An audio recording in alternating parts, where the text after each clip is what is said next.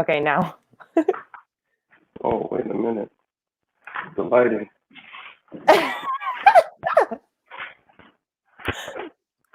The sun is literally setting.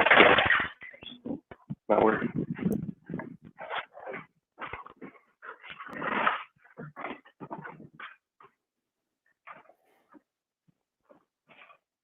All right, you ready? Yeah. All right. About to go live. 3, 2, 1. Hey, this is Ty.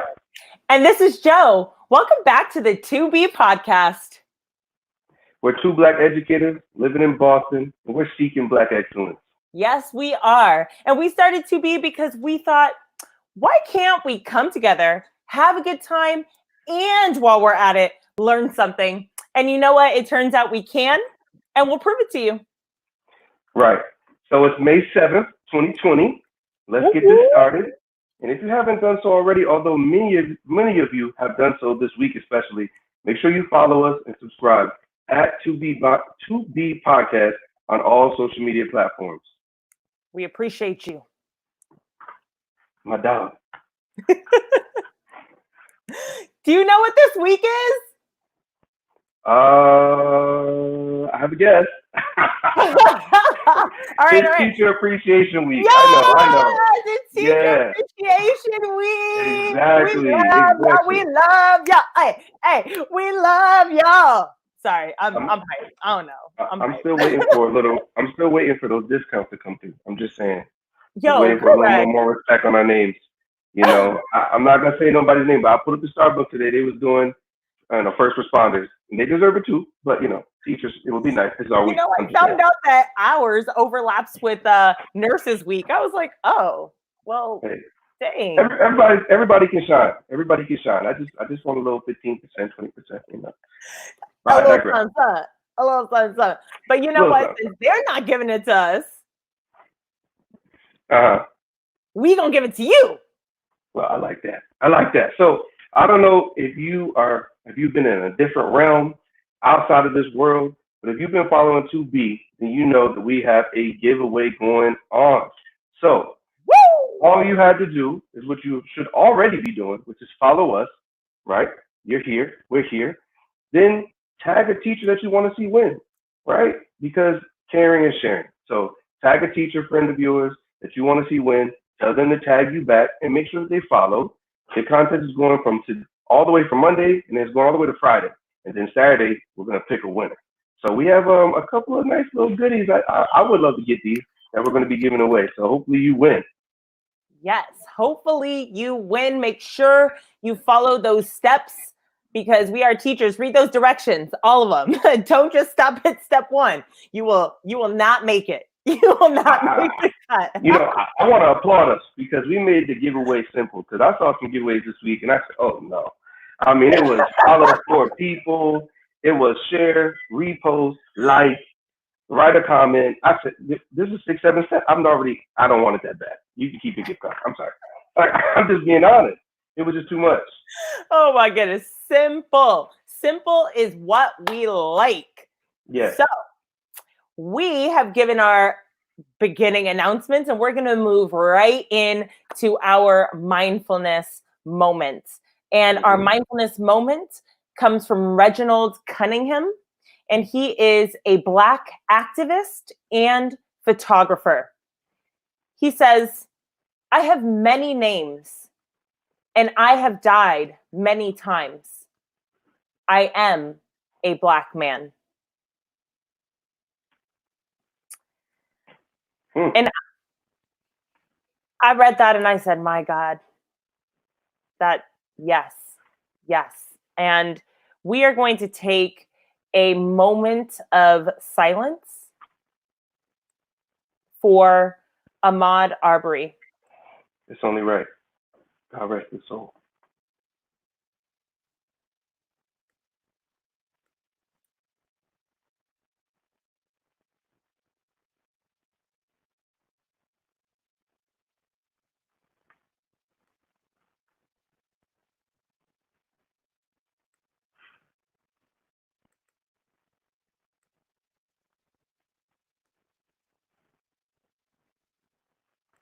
I'm glad we took that moment to really reflect and uplift his name. We should say his name, Ahmaud Arbery, because Ahmaud Arbery.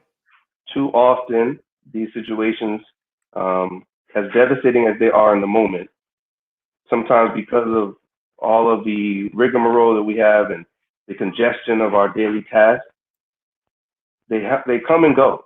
They happen, and for a day, for a week, even for a month, it's an incident that is at the forefront of our minds.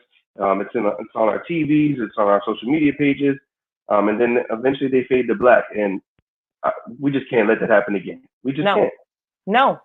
And in case you all do not know, Ahmaud Arbery was a 25-year-old Black male who was just running for exercise.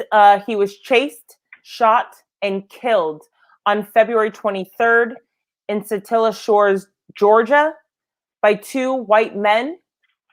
Hmm. And they still retain their freedoms. 2 months later, no At arrests, this very moment. no indictments, no anything has been made. Here's an article. Shameful. I hope you will inform yourselves about that.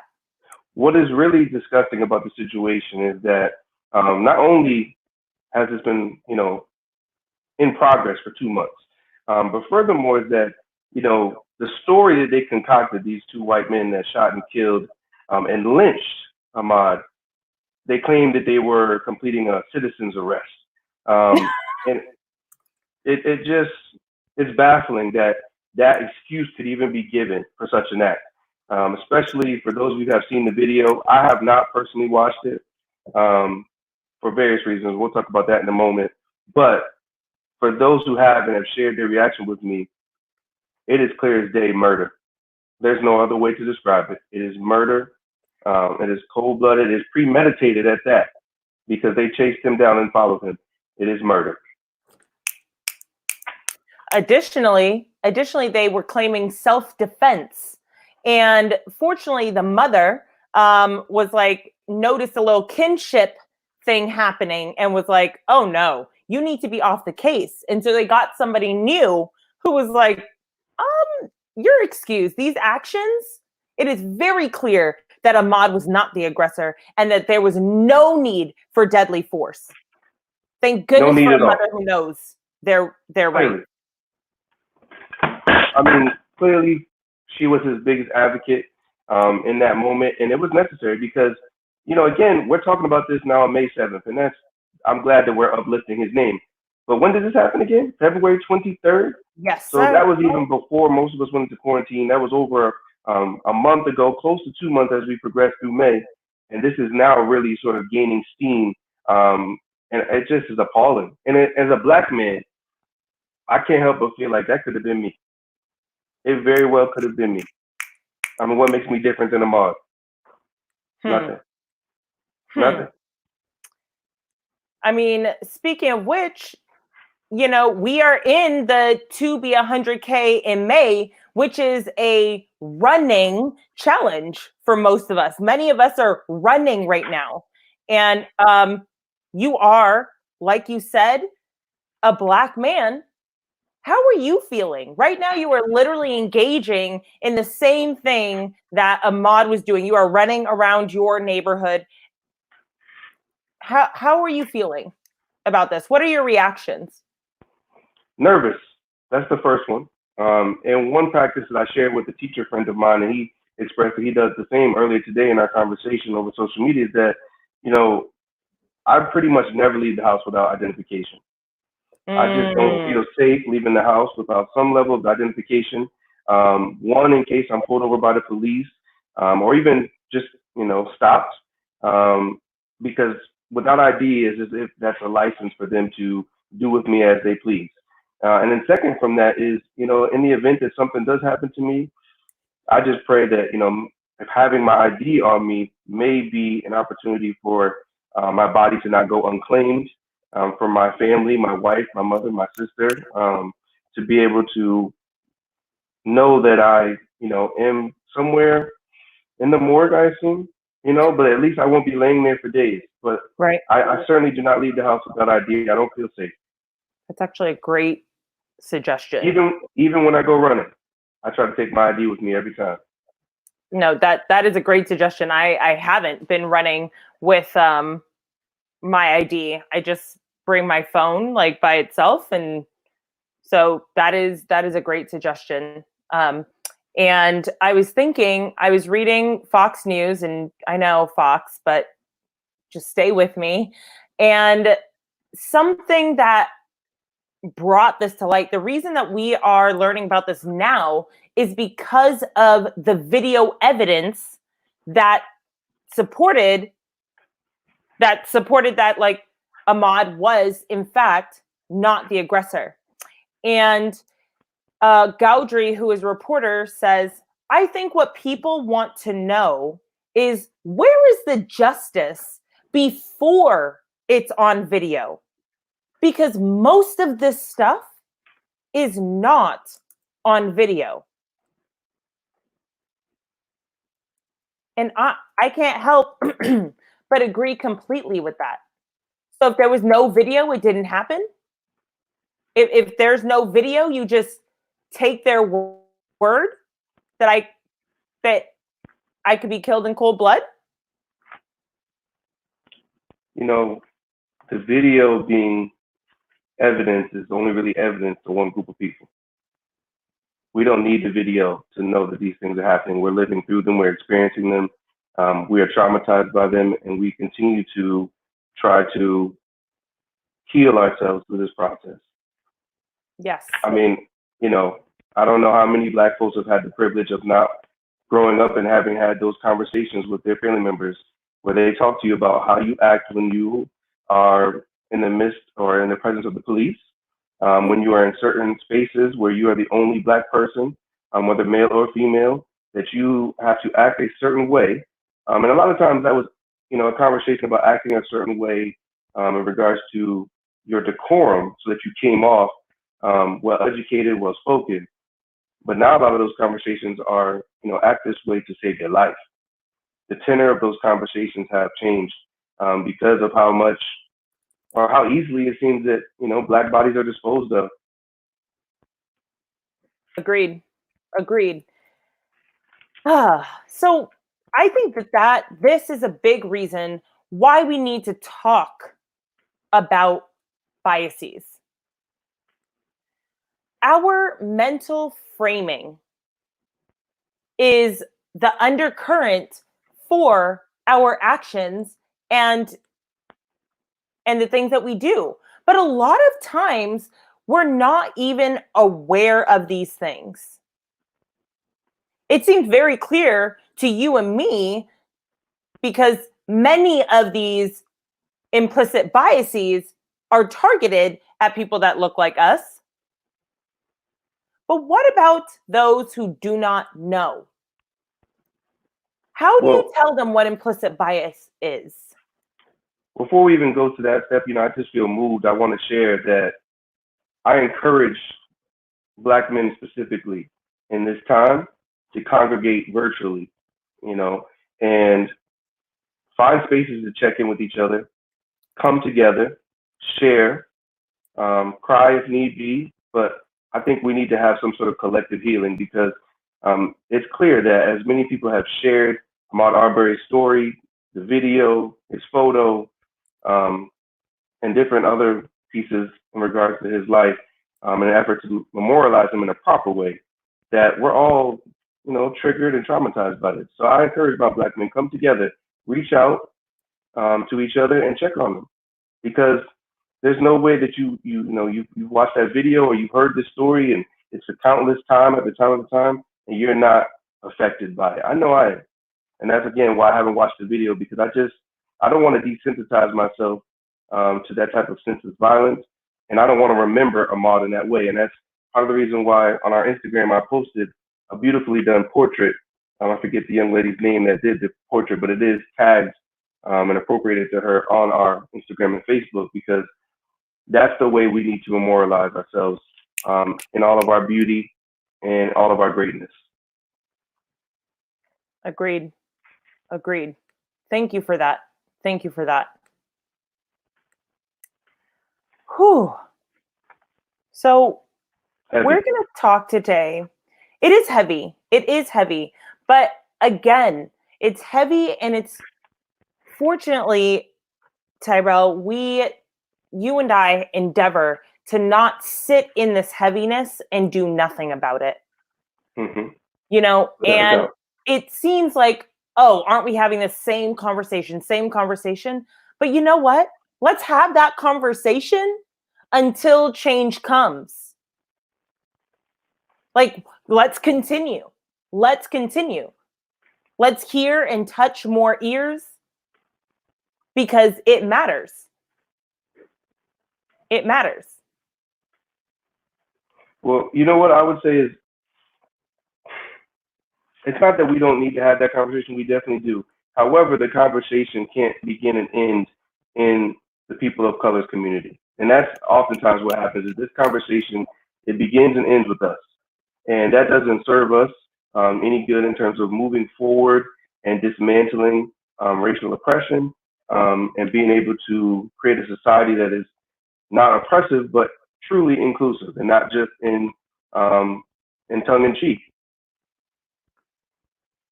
Agreed.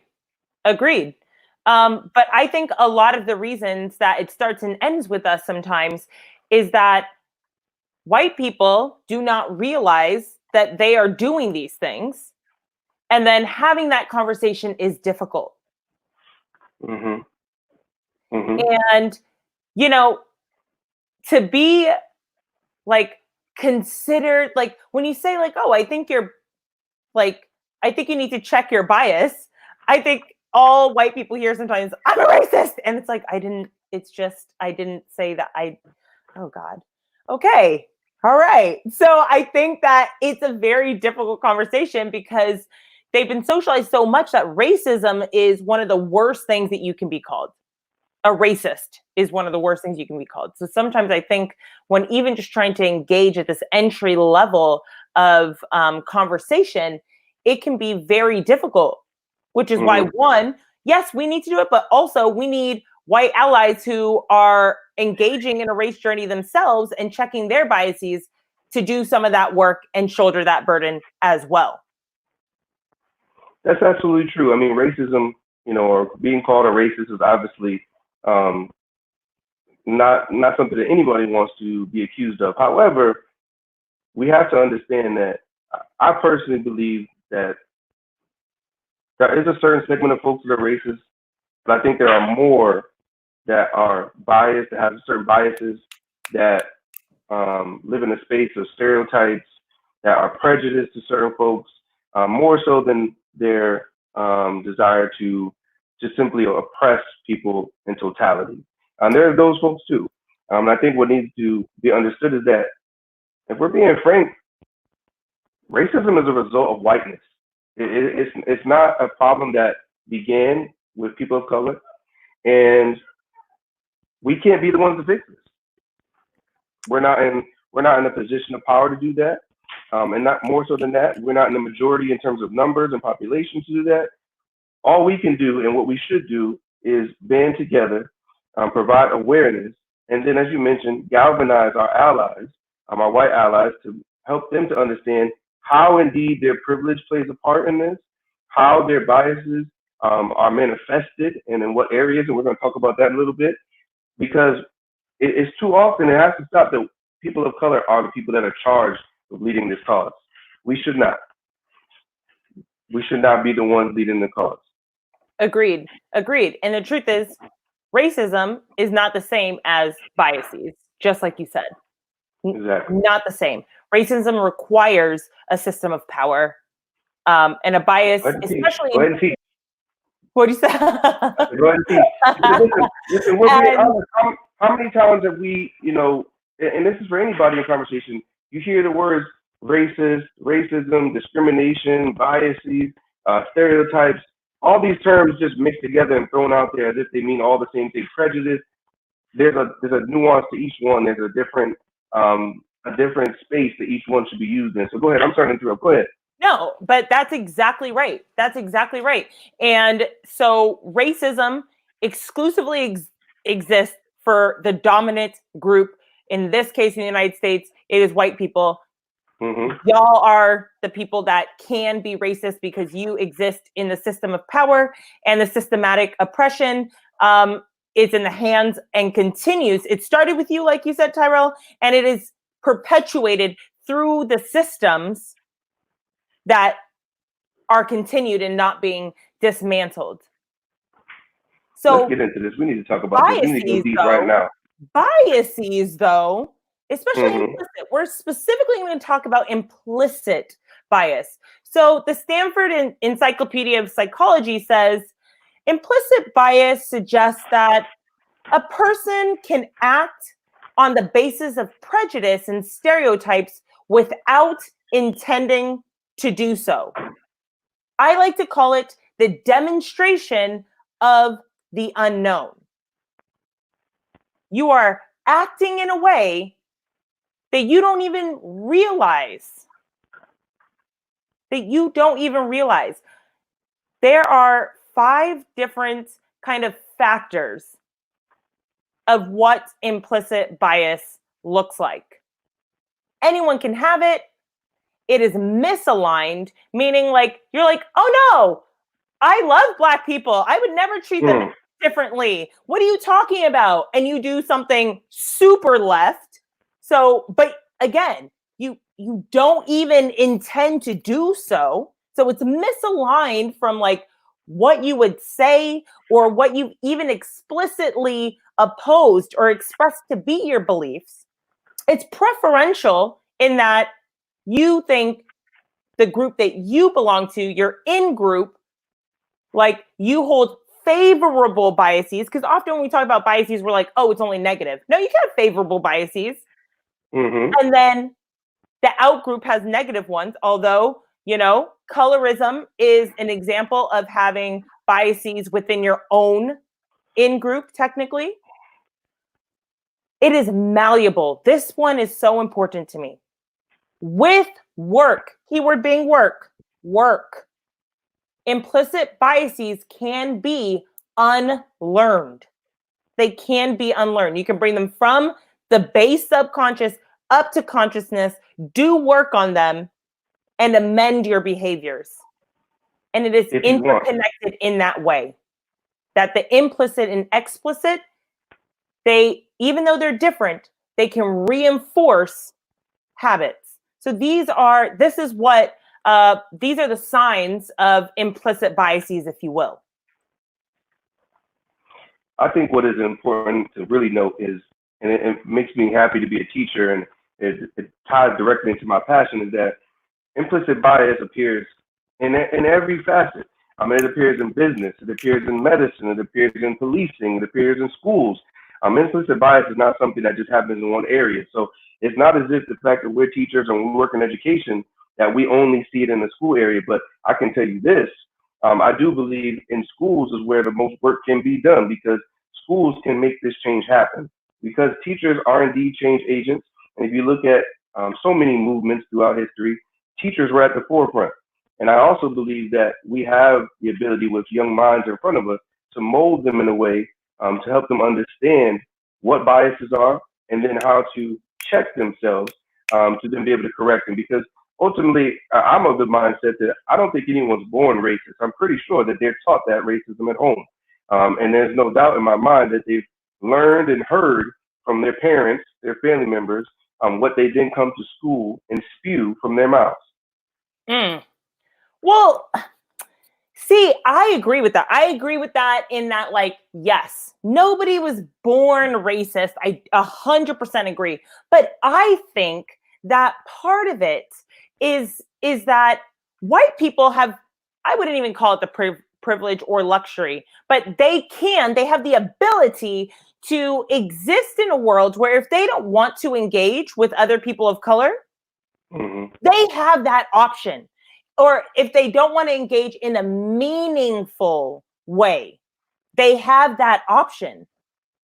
People of color generally don't have that option. So for white people, if you are not going out, if you are not making it, being intentional in sitting down and getting to understand people's experience outside of you, you are getting a secondary experience. You are getting told things through the news. You are getting told things through, I don't know, the books that you're reading at school. So you are getting a singular narrative that is not authentic to any Black person because you have not met them.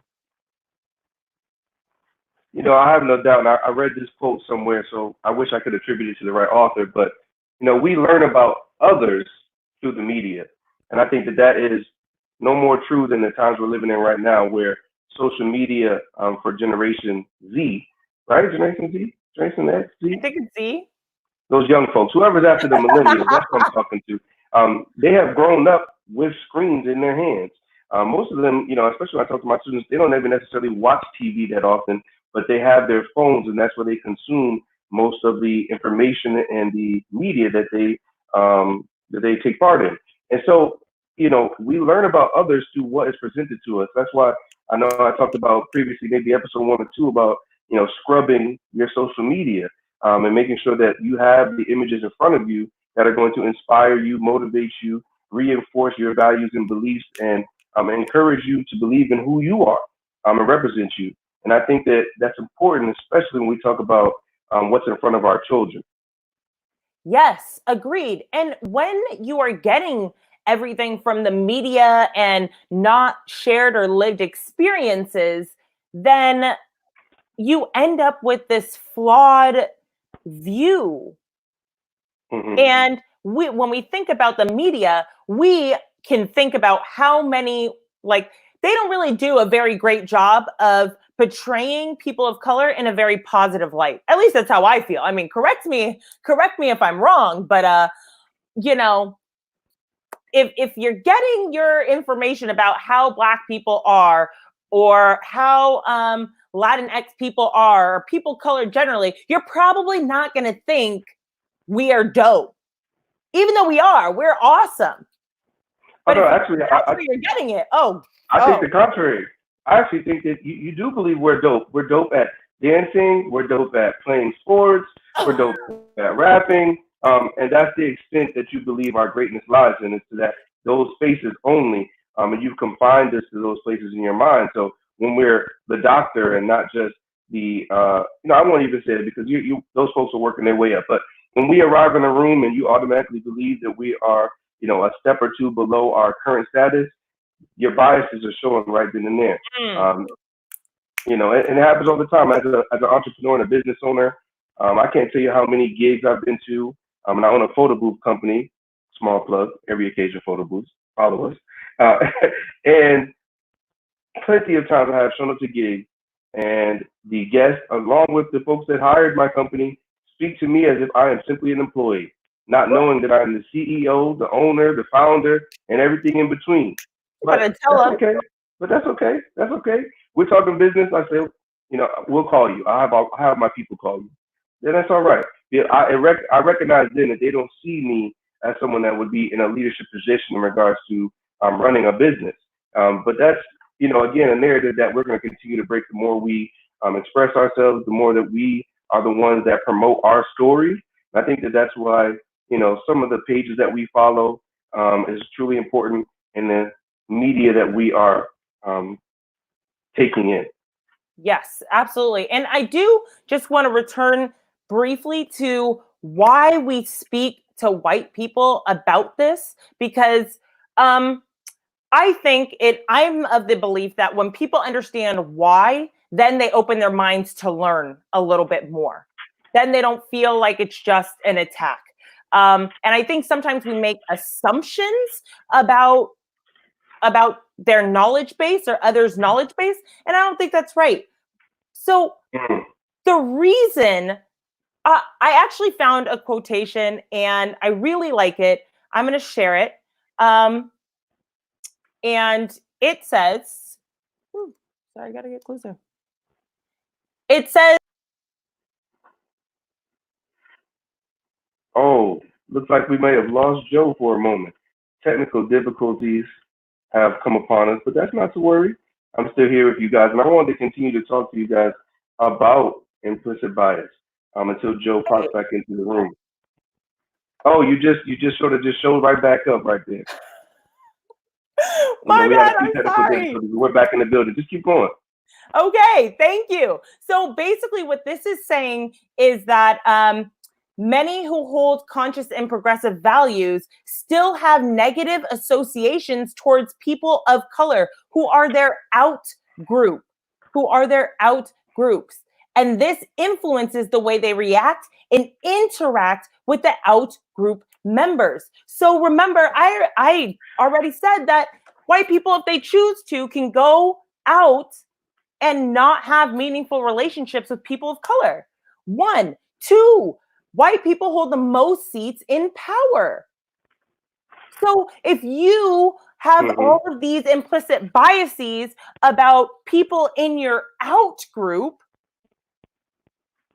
then that has significant detrimental effects on these people because you are acting in a way, even if you are a liberal, you are acting in a way that is going to be detrimental, whether you are aware of it or not. I think part of the problem when we talk about whether or not we are aware of our biases is because we just grew up in this society. So some of these things seem like just the normal everyday occurrences to us. And I think about, again, where do we see these biases manifested? I talked about seeing them in business.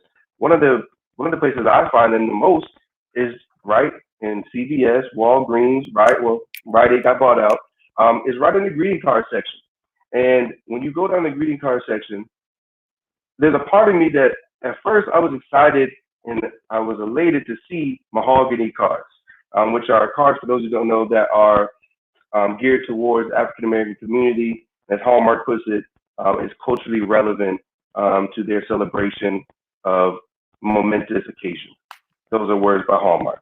And what I want you to understand is that the fact that we have to have a mahogany suggests that there wasn't a representation of black people previously in greeting cards. And more so than that, when you look at the non-mahogany cards, you don't randomly come across a card that has a black person on it, that has a black face, in terms of a smiling young child, in terms of a mother.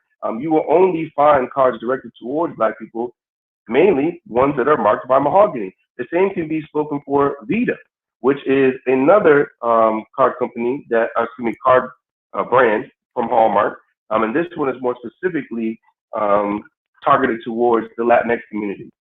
And you'll find cards that have Spanish on them. You'll find cards that speak to the holidays that are represented in the Latinx community. But you will not see those cards if they are not marked. You will not see those things represented, excuse me, if they are not marked by Vita, similar to mahogany. And that again shows a bias because the fact that we have to have our own section shows that we weren't being considered before. What do you think about that, Joe? Yeah, no, I think that that's correct. I think that that's correct. We don't have a seat at the table. We do not have a Mm-hmm. seat at the table in those situations at all. Or I think of things like simple things like when you go to Starbucks. We all heard about the Starbucks experience where people just sat to use Wi-Fi and then they were asked to leave. Why? Why? Or I think of my own experience where I was dining at Top of the Hub and we were having a conversation about race. Four educators of color and three whites. We were all together and we were having a discussion about race. The restaurant was pretty empty and we had security called on us.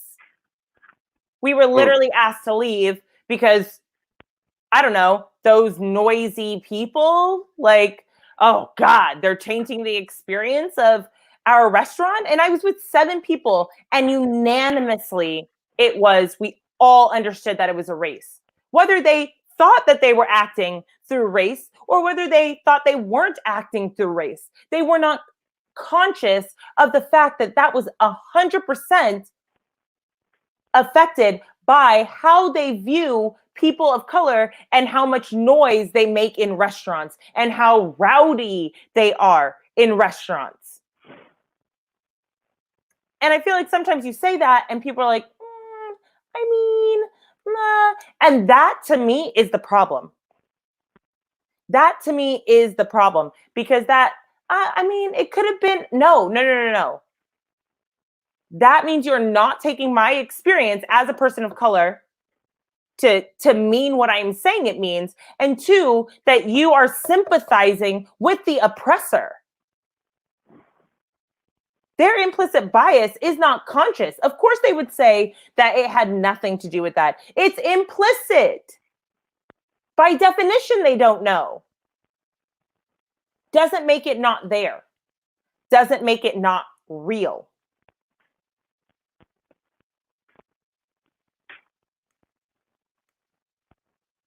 So, but that, I mean, that's one place. And then the place that we think about most is obviously in our classroom. Certainly, as I talked about previously, I think that a place where change can truly be seen is in schools and in the classroom. And one of the reasons I say that is because children need to be children need to become racially literate. And I think that the only way we're going to do that is by considering the curriculum that we're teaching them, and then more or less the discussions that are being had around the circumstances that we're living through and what has occurred previously in history and how these biases then are manifested. And I think that we need to also understand that racism, implicit bias, explicit bias, they all work in conjunction. They're mutually reinforcing, if you will.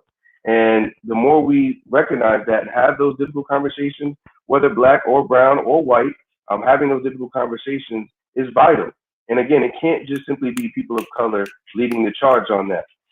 And what I really want to dive into and understand, and Joe, I'm sure you have some examples that you can share, that in the classroom, implicit bias is shown in several different ways. One that I want to bring up is simply through low expectations. Woo! I think that might be, hitting the nail on the head, as they say. Low expectations is truly a representation of an implicit bias, because you should have the same high level expectations for each and every student that you have. Now, of course, you understand that each student is coming from a different place, but that doesn't mean that they're unable to grow. Doesn't mean that they won't develop or evolve in your space. It's what they should do, if you are educating them the way that they deserve to be educated. Tell me, Joe, what do you think about that? Oh, I agree completely. Completely. 100%. And the studies are showing that as well. The studies are showing that most teachers do not believe their black and brown students are going to go to college. Most teachers say, oh, yes, I have the same standards, but don't hold the students to the same standard. So what you say with your mouth is real nice, but your actions show what you really mean to say. And I think kids are the best lie detectors that there are. They know when you are being genuine. They know when you truly care about them. They know when you truly believe in their ability to succeed. And if you know what, actually, I'm not even going to say it. So I'm a big reader. So if you ever not read this, it's Dr. Christopher Edmonds' book for white people that teach in the hood. And he says it better than I could. He says, you cannot teach someone you do not believe in. Students who hold within themselves perceptions of inadequacy of students will never be able to reach them to be something greater than what they are. And that is your implicit bias, because of course they can achieve. But if you don't believe it, you can't reach them, nor can you teach them. I couldn't agree with you more. And I want to bring up, I know there's a study that was done that presented vignettes of certain students to teachers. And the teachers were given a piece of writing from each student. They weren't told the race of the student.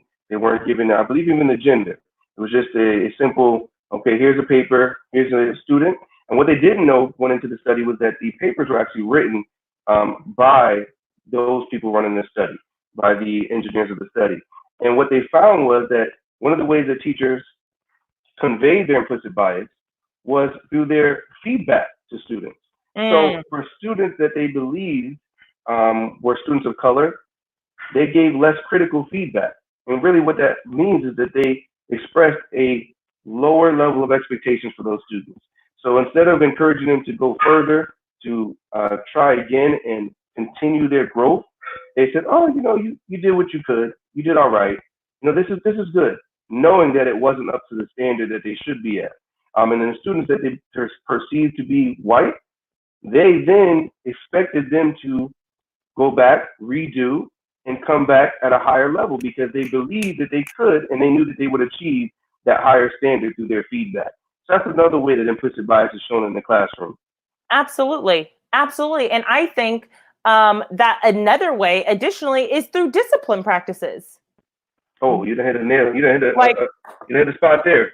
like, come on. Like, okay, not only do you not believe in me as much, you're also going to discipline me for minuscule activities at an exorbitant rate. Huh? Like starting in preschool.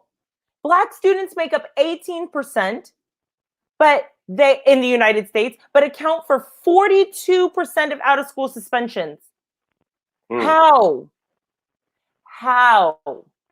What is it that you are saying? Because again, if you talk to these teachers and ask them and say, hey, do you think you discipline your like kids based on race? They would all say no. Of course they would. But then their actions show that, oh, the black kids are more noisy, they're more this, the natural things that they are doing are perceived completely differently than that of their white peers, and thus leads to these suspensions and taking away their knowledge, their ability to obtain more knowledge and learn in the classroom. And that 42% is critical to mention because in 2014, students of color became the majority in public schools in America. So you consider the fact that 42% of was it just black boys or was it black students? It said that it was regardless when they did the striation for when they separated it in regards of women and young girls and young boys, they saw the same trend. Okay. So think about that. Then 42% of young black girls and black boys are suspended far more than their white counterparts, and they're actually part of the majority in regards to the public school system in America. So you just consider that you times that number by how many students of color they're going to be in each and every public school, and you can just see that there's an epidemic in regards to the implicit biases resulting in different disciplinary measures for certain kids. And another way I think about implicit bias showing up in school and in the classroom is through, and this is something my mother talks to me about a lot, and she works with counselors, and she talks about the opportunities that are not presented to certain students. And a lot of times, and I'll speak specifically to counselors, when opportunities come across their desk, whether it be for scholarships, whether it be for work studies, for field trips, to attend different seminars, to go on college trips. There are certain students that they present those opportunities to. And there are times when those students are not the students of color because they don't, again, what you spoke about earlier, they don't believe those students can achieve that goal of going to college, or maybe not that college. And that's why, I wear these, I have these flags behind me, and I put them up proudly that I have attended Hampton University, the real HU, and that I'm on my way to Harvard University. So I'm He's going on HU his to way. HU. He's Okay, on his way. And I do that because Harvard University is obviously a world-renowned, internationally acclaimed school. But I look at Hampton University as the same. That's an HBCU in Hampton, Virginia, for those who don't know. And I make no bones about it. What I learned at Hampton has truly changed my life. The education, the experience, the networking that I was able to take part in down there, I don't think it's second to anyone.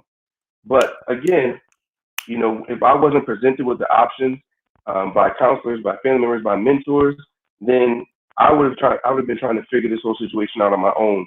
And a lot of times with our black and brown kids, they don't get that support from the support staff at their school. I agree completely. bias by omission. Like, oh, I just didn't think, because actually, like, I think that one gets some of the least, like, gets mentioned the least. And I would say that it's the easiest one to be like, yeah, you're probably right. You know what I mean? Like, oh, why didn't you tell so-and-so? I didn't think they'd be interested. Okay. You know what I mean? It's just like that one falls through the cracks. But it's why don't you think they'd be interested? It's the same way that, we have a label of diversity on, different opportunities and scholarships, and then they're only presented to Asian students. The same way that happens. So that way we can say, oh, we gave it to a diverse group, when the intent of it was to be truly diverse, where you provided opportunity to Black students, Latinx community students, to Asian students, to Indigenous folks, but it's only presented to those who that person believes in, and it's because of their own biases. Right. And what would happen? What would happen if we truly worked on our implicit biases? What would happen? Like, what would happen is that it's already, I mean, I feel like depending on who you talk to, there's already, those working to expose these biases. But I think it would be a greater level of that, in terms of people recognizing that, you know what, I didn't even know I was harboring these feelings. I mean, that's part of what makes it implicit, that it's unconscious. And I saw a comment earlier, I think it was from Savannah, that mentioned, who here has taken a biases test, an implicit bias test. And I think that that's something that we should offer up to our listeners and put that in the chat, as well as post on our social media. I put it in because, if you haven't taken that test and you don't even know, truly what it is that you are being, that you are harboring inside of you, and those things are coming out, but you don't even recognize them. They're coming out in the things that you say. They're going to be shown in the way that you act towards certain people, and the different actions that you take in regards to, oh, well, I'll do this. Who's coming? Okay, I won't do it. It's as simple as that. Oh my goodness. That moves us perfectly because we do not want to bring up problems without providing solutions. It's not our style. We can get bunkered down with all of these, like, so now what's next, and feel like there's no escape. But like you said, what are some solutions? One of the things you said is check yourself. Go take the test. Go take the test. Find out, and it's not just about race. I took it, and I found out I'm neutral, so that was kind of cool. But like, it's not just race. They have a bunch of other things about weight. They have it about a gender. Like, it's a bunch of different things. Like, yes, we're focusing on race, but these biases are prevalent in many different aspects of our lives. And when you do that, sorry, Ty? I was just agreeing with you without a doubt. Right. And so when you do that, you can generate cues for control. And this essentially is, how do I respond when I notice that, like, wait, I feel like that might have been out of line with how I've stated I felt. Like, my action isn't in line with how I truly feel. What's that about? And that is how you go. Like we said, implicit and explicit are not mutually exclusive. They work to reinforce one another. So when you start bringing consciousness to your actions, and you start being metacognitive and thinking about what you are doing, you start to yank up that implicit bias into explicit bias, and that is where you can start to generate some change. Again, you have to do the work. You have to be willing to do the work, and taking the test is probably the first step. I would encourage anyone to do that. I'll put it again, just in case. Put it again, because they need to hear it, they need to see it. And when we post this later on the podcast, we're going to make sure that it's there in the description for you as well. I think a lot of work needs to go into recognizing where there is a lack of institutional fairness.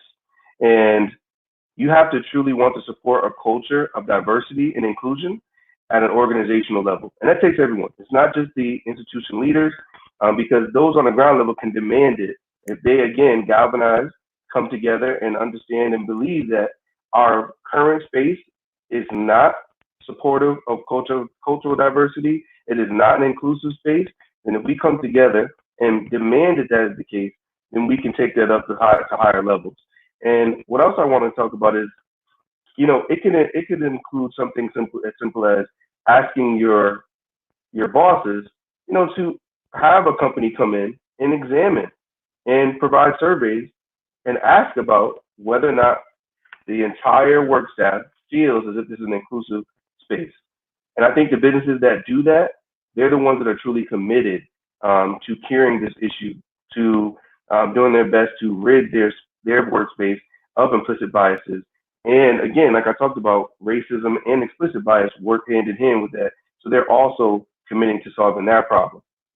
Agreed. And I think something that is required in order to have those conversations is to start spending time in the areas where you'll find Black and brown people, like specifically in education. Now we ask it too much. Right? No.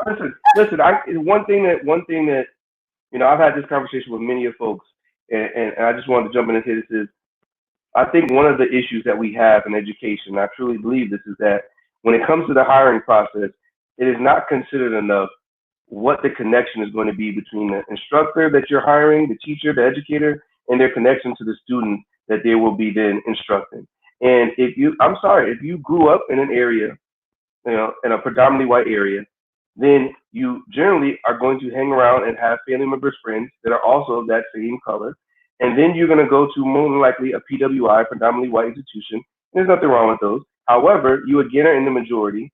So then now you graduate from your teacher education program, and now you're surrounded in public schools by Black and brown kids. And this is your real first experience of any substantial amount of time of being in their presence.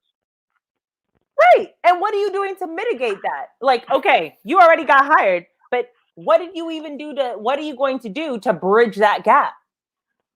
Those are the questions that, those who are in the hiring process really need to ask. What are you going to do to bridge that gap? Because it's not to say that just because you grew up in those areas, lived in those areas, and went to school in predominantly white spaces, that you cannot make that connection. But you have to be conscious of the fact that you need to, and then determine, okay, before I even get started, before day one, how am I going to address this? Yes, absolutely. Step one might be like, buy this book, but like, book. The other step is go on culture walks, get to know like what is here, what is life like here, find points of entry. I want to give. Go ahead. No, I'm just saying, like, you've got to find ways to connect with the students who are going to be in front of you. Because I hear a lot of teacher blame sometimes going on, and I'm like, bro, but what have you done? Easy to point the finger. I want to give a very simple step that can be taken, and this is equally as beneficial in the educational world as the business world. And I think that one way to really consider your implicit bias and try to eliminate that from your space is to consider your imaging. And I say that because, part of the reason I find that many students, my Black boys especially, don't consider becoming teachers is because they are not presented with that image in front of them. And that simply is the same when you're talking about the PowerPoints, the slides that you use in your classroom, the documents that you print out, the videos that you show. If they're only showing one type of person, and especially when you're in regards to a level of intelligence or understanding or critical thinking, then what message is that sending to your students? Yes. If you're only presenting them with white people showing themselves and proving themselves to be smart, then they're going to say, oh, well, I'm not smart like that. Or how often are we just slaves? Say that one more time. How often are we just slaves? Like, we get the singular narrative.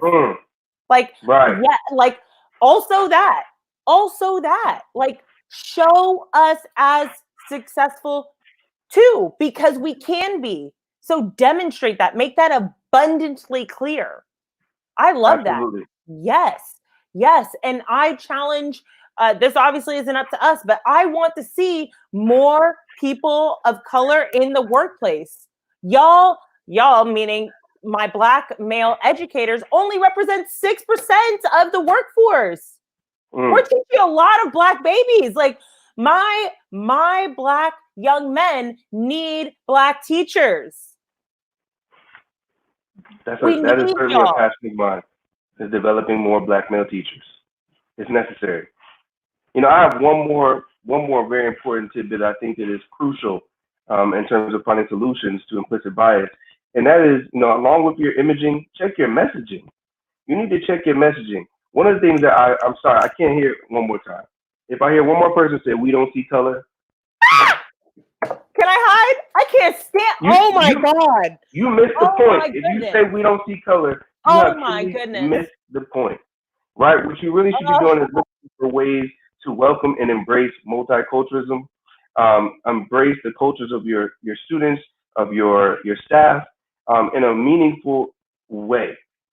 Saying we don't see color does not help the problem, and in fact, it exasperates the issue. So please stop doing Agreed. this. Please stop. Agreed. Agreed. And we'll actually have to come round to this, but Black people, you need to be talking to other Black people about this too. Don't Hmm. play yourself thinking like, oh, we Black, so we woke. No, no. These conversations need to be happening amongst ourselves. And because they exist amongst us too, and we could be doing a better job of embracing and loving one another and deleting those negative things that we say about our own group as well. And please, Right. nobody take this out of context to be like, oh, see, y'all got to do it first, so we ain't got to do nothing. Because no, no, no, that's not what I'm saying here at all. This is in addition to. This is in addition to. So please don't bring that whole police brutality, but y'all kill each other too into what I just said. Absolutely not. I'm just, in addition, it is an important conversation for us to be having amongst ourselves while we strengthen and unify and bring more love about in our community as well. So Absolutely.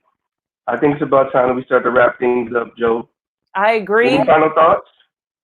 Yes, actually. I have a final thought, and it's about neutrality. Neutrality helps the oppressor, never the victim. Silence encourages the tormentor, never the tormented. Sometimes we must interfere when human lives are endangered, when human dignity is jeopardy. National borders and sensitivities become irrelevant. That is Elie Wiesel. Whew. Wise words. Wise words. Don't sit on the sidelines. I think in closing, we really outlined a few steps that should be taken when combating this issue of implicit bias, and that's first to take, you know, the test that we have provided a link for, so that you can truly know and understand what your implicit biases are.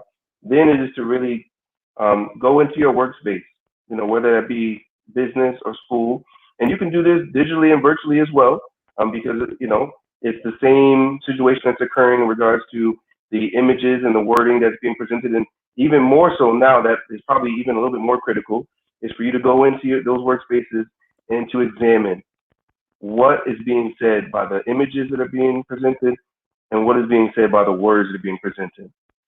And please do not say we don't see color. Please, for the love of God, don't say it. Don't say it. Please don't. Oh my goodness. Oh my goodness. So it is National Teachers Month again. And yes, we want you to do two things for us. We want you to please come follow us, and so you can be part of this teacher giveaway. But we also want your story. Tell them why, Ty. We want your story because, you know, again, we're celebrating National Teacher Month.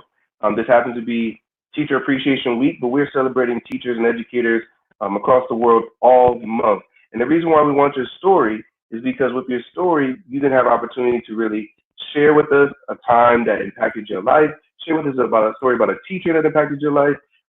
All of us have had those experiences that were positive in education. We want to uplift them. So what you can do is you can record a soundbite. We provided a link.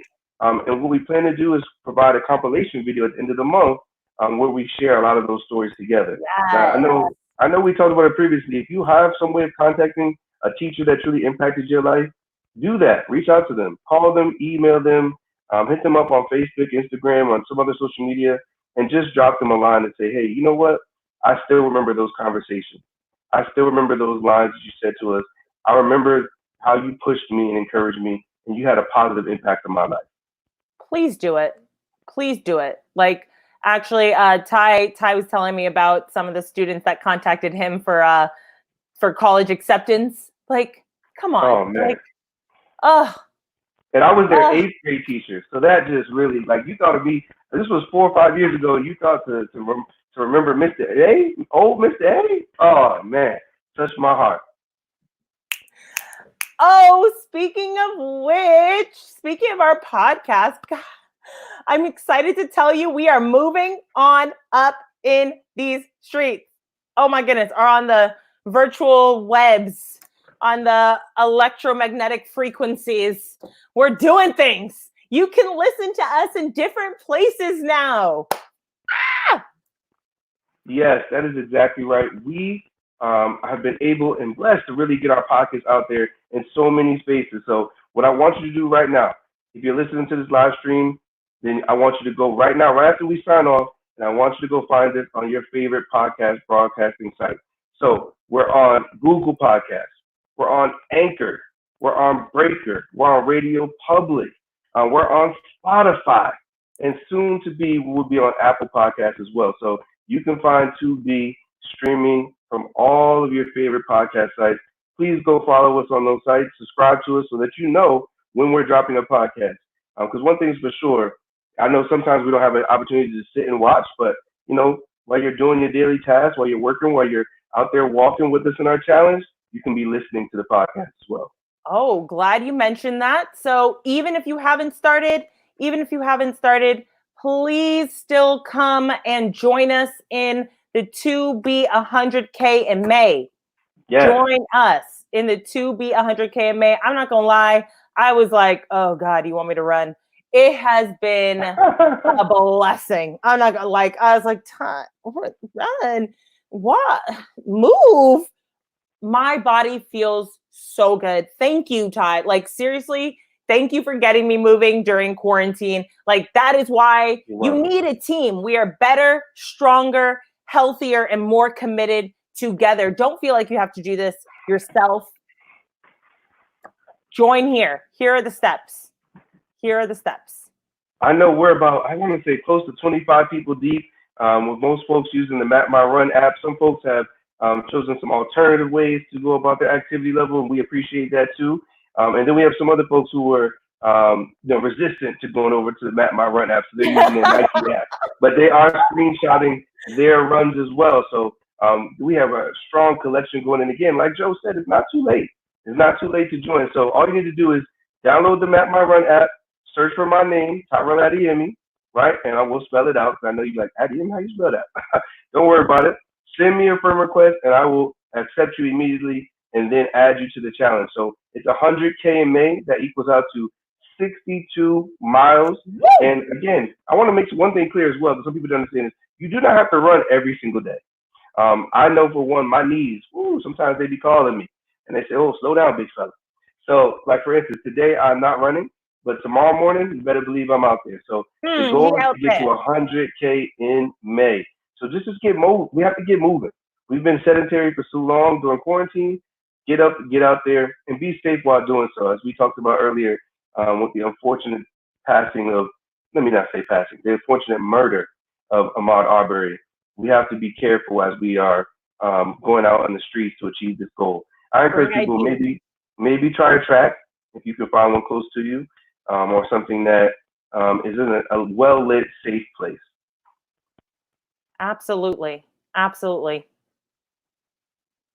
Well, I think that about wraps it up. So remember, Listen, be good to yourself. Be true to yourself. To To educate educate yourself. yourself. Bye. Peace.